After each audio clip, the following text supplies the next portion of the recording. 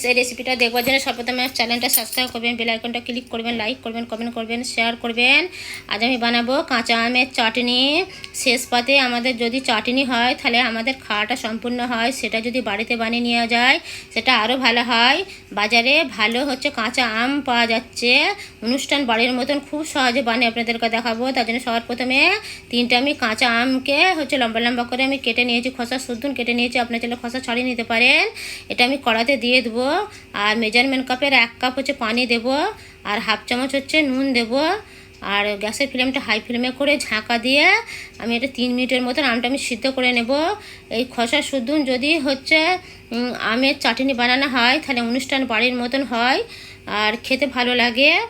ততক্ষণ আমি মশলা ভেজে নেব। তার জন্য একটা শুকনো কড়াতে একটা শুকনো লঙ্কা আর হাফ চামচ 5 ফোড়ন আর হাফ চামচ মৌরি দেব। গ্যাসের ফ্লেমটা লো ফ্লেমে করে এটা আমি ভেজে নেব 1 থেকে 2 মিনিটের মতন।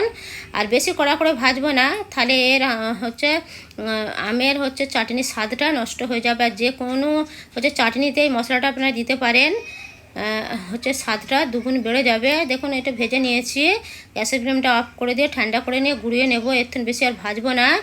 ততক্ষণ দেখে নেব আমটা সিদ্ধ হয়েছে নাকি। দেখুন আমটাও সিদ্ধ হয়ে গেছে। একটা পাত্রতে আমি তুলে নেব। এই আম সিদ্ধ করার পানিটা আমি ফেলবো না, এটা শিরা বা রস আমি তৈরি করে নেব।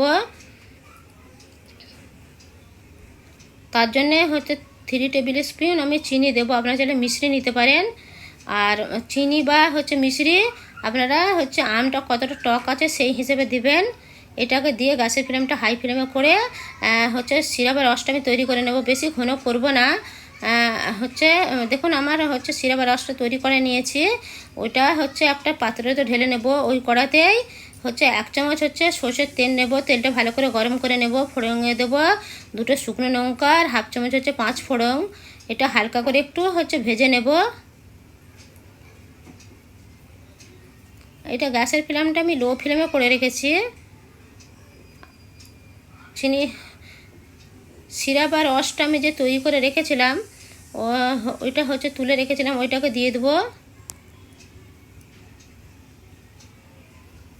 আর সামান্য একটু হলুদ গুঁড়ো দেবো, আপনারা চাইলে নাও দিতে পারেন। দিয়ে ভালো করে ফুটিয়ে নেব 3 থেকে 4 মিনিটের মতন গ্যাসের ফ্লেমটা লো ফ্লেমে করে।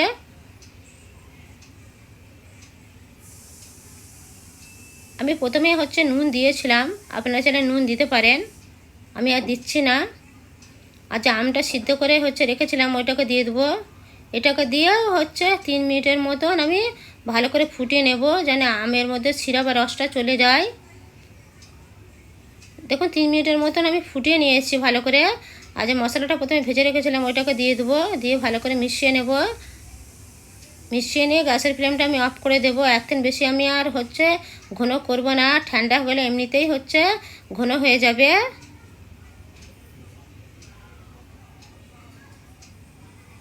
আর এটা একটা পাত্রতে আমি ঢেলে নেব ঠান্ডা করে নিয়ে।